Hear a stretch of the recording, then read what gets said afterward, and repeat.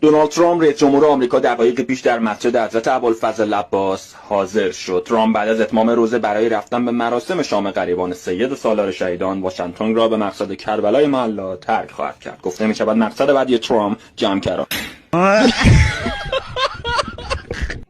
کجا رفتی عزیزم؟ ما رو تنها گذاشتی. دخترمون کاپشن نداره بپوشه، پسرمون کلا نداره بذاره سرش. من خودم لباس ندارم، لباسای تو رو میپوشم همه مسخرم میکنن. بابا عزیزم من مردم، نرفتم دبی جنس بیارم که. کجا فرار میکنی؟ بیا فاتحه بفرست، نصف فرستادی.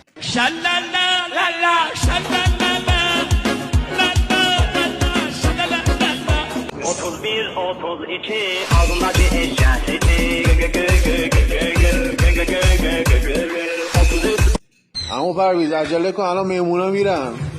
اما پرویز واقعا موهات خیلی قشنگه، خداییش عالیه.